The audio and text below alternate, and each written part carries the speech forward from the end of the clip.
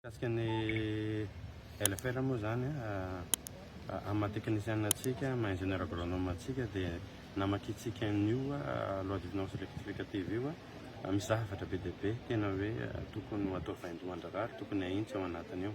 ao anatin'izany hoe nitolontsika dia hanavaotsika hanatsara isika dia tokony ho hita taratra amin'ny fitantanam-bola rehetra izany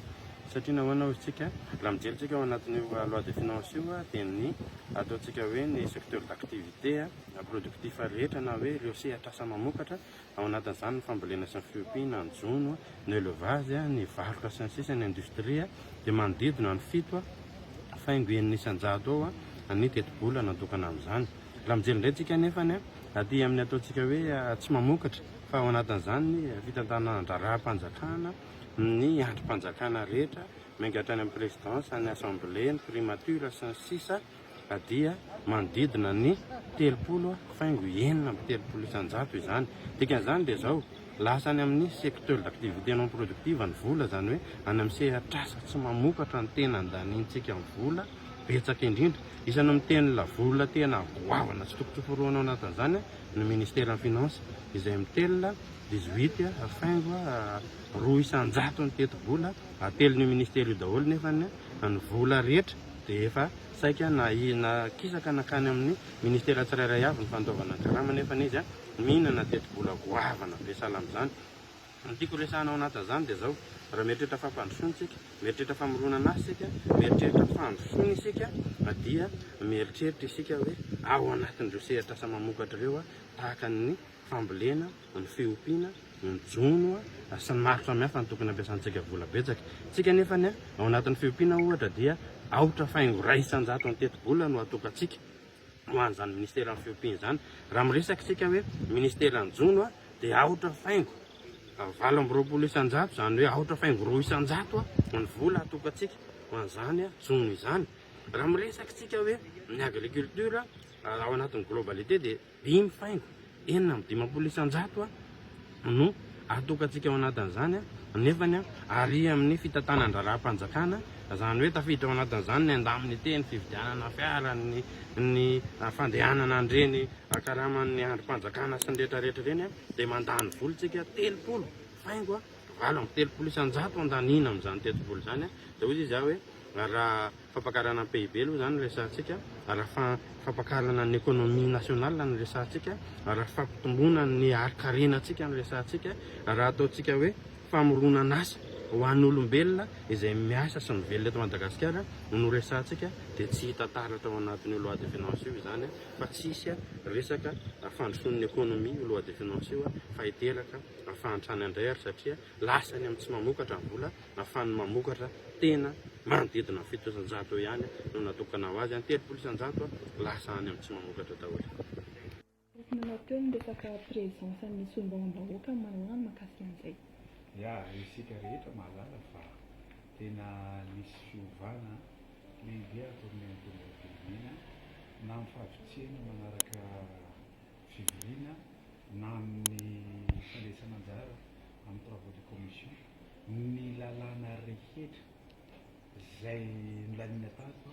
dia nisy mpantsiana daholo na eo lalàna teti-bola mpanjakana nasiana mpantsiana io dia mbola nisina fantsiana indray koa ilay izy ao anaty na atao amin'ny fidiram-bola na atao anatin'ny dépense dia nisina fantsiana nisina fanamboarana fa fivoriam-belo no manapaka azy fa zavatra fa azoko ambara amin'ny vahoaka malagasy tena niasa mihitsy natombonay ary ny fidiram-bola raha ny finance sy ny exécutif nampihena ny fidiram-bola dia miezaka zahay nampitombo ny fidiram-bola ary izay koa dia efa nametraka mbola hiantsony ministre ny énergie zahay hanambaram-boaka malagasy mba hiassureny tsisy délestage ary mbola nampiakaranay 40 milliards d'ariary ny budget satria any amin'ny 9 milliards d'ariary isam-bolana any mety holanitsika raha ohatra ka hihena ny famokarana herinaratra amin'ny alalan'ny resaka production hydraulique zany ka zany rehetra zany na any amin'ny fampianarana na amin'ny rano ary mijerena koa atao anatin'izany mba ahafahana mamaly an'ireny problème ara-sosialy indrindrandrindra fanamboarana ny lalana izay tena hita napakaikenantsika na nitazay fotoana zay dia miezaka koa zany mijery an'ireny budget ny ministère izay hita misy fiantsakana amin'ny vahoaka malagasy. Misy resaka hoe session extraordinaire tsy ampy ve ity session ordinaire ity zany sa hoe be dia be ny lalàna oran'io? Mazava ho azy fa mbola betsaka mihitsy le lalàna izay mbola tsy maneno moa ty mbola tsy voadinika satria tara ny fahatongavana. Ary zahay koa miresaka décentralisation ty tena maneno ty tena sarotona manampy izay zavatra satria imbetsaka hoy aho ny filoham-pirenena no miteny hoe miakina anareo député, miakina amin'ny solombavamboaka io resaka fisinjaram-pahefana ka tsy ampy ny famatsarana 12% ny vola any fa le fanomezana le fahefana ary tsy anjarany exécutif no manao an'izany lalàna zany fa tsy afaka manao an'izany kosa nefany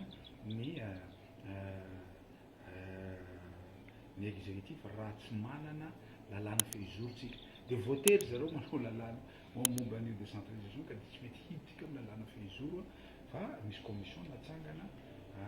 ministèren'ny intérieur sy ny izahay abiato dia cour de compte koa hijerena azy ahoana ny fanatanjarahana an'ity resaka décentralisation ity. Au final les sessions extra zany tonga dia manao repos kely zahay tonga dia metoy raha vao tapitra mety ho extra anankiroa mihitsy ny anankiroa satria hiezaka mihitsy ny isika tena makany amin'ilay fanovana satria mbola misy ministra tsy maintsy mbo antsoinay satria taux d'exécution ambany be mihitsy ina ny antony sao dia misy lalàna tokony hovana satria misy ny akabeazan'ny lalàna eto dia lasa blocage ho antsika ihany koa amin'ny fanatanterahana ny asa dia jerena koa zay zavatra zay. Ary aza le fanenjehana ny andro fefa mametraka budget zahay amin'izao fotoana izao dia hovalen'ny finance io renakety parlementaire reny tsy maintsy mandeha daholo aoriany fivoriana tsara fotoana mety ho anankiroa fa tsy maneno moa ty fa tsy anankiray ary ambaraka mivoaka malagasy indray mba ho fantatry mivoaka malagasy tsy zahay re tompoko no manao projet de loi de finance na io isina mpanitsina na io tsy misy mpanitsy fa ny exécutif fa mampagaga misy tanora zay da nianatra tsy mahafantatra an'izany mahamelatra zany raha misy maheno ianao hoe nianatra dia tsy mahafantatra an'izany fa ny anjaran'ny exécutif zany fa rehefa tonga aty aminay dia misy fivorian'ny fandaniana ny fandaharam-potoana mivory ny bureau maharitra mivory ny conférence de président zay vao manapa-kevitra amin'ny fandaharam-potoana zay vao miditra amin'ny travaux de commission zay vao miditra amin'ny adihevitra ankapobeny zay vao mandany an'io zavatra zay ny procédure tokony fantatsika vaoaka malagasy reny indrindrandrindra reny zay reny kely hoe tsy zay moa reny fa tanora vitsivitsy ny teny reny anyreo assemblée finance anao an'iny fa adananareo any finance zany mizavaka tsy komina kely ao anatin'ilay naovana an'iny ino misy teo naovana an'iny lalàna zany miketim-po zany PRFR iny tsy hoe zany koa iny ataontsika fotsiny hoe ampidirana etra fa tipasongatina zany tiako sindrina zany hoe mifepetrarakela zany dia atao fotsiny ampidirana etra karabola mpanjakana fa natao sady anangaina toe-karena no sady koa anajarana sosany bahoaka ohatra zany koa fandaniana koa zany ohatra hoe le vola zany fanina dia tsy hoe kory hoe sosialy fotsiny fa te-karena koa zavatra io ohatra zany zao hoe lalana ohatra zay moatoka zany fanamarina hoe ary marina fanamarina hoe tokony afanganina ny exécution an'ireny dépense reny zany sy reny projet reny satria raha vao misy fatarana eny dia mitarika an'le coût zany coût financier coût économique des abe voaina zay zao amin'ny filohampirenena tany faritra atsimo vita lalana makanandronya vita koa ny partie lalana LR12 hita mazava mihitsy ny fiovana ara-toe-karena sy ny fiovana ara-sosialy ho antonona zay amin'ireny fotodrafitasy reny tsy fahampiana fotodrafitasy ara-toe-karena teo iny dia miteraka fahatiantoka roa isanjato ny PIB isan-taona zany very nareo tokony ho azontsika zany fa very izy 320 milliards zany 320 millions de dollars isan-taona very zany natao izy zany zava-dehibe zany ny fandaniana eo amin'ny foto-dratasana toekarena. Ao zany ny fanamboaran-dalana, ao ny fanamboarana ny port reny, ao ny resaka angovo, ao koa ohatra ny fanaovana développement de compétence zay mahatonga ny hoe maromaro zany ny ratification pré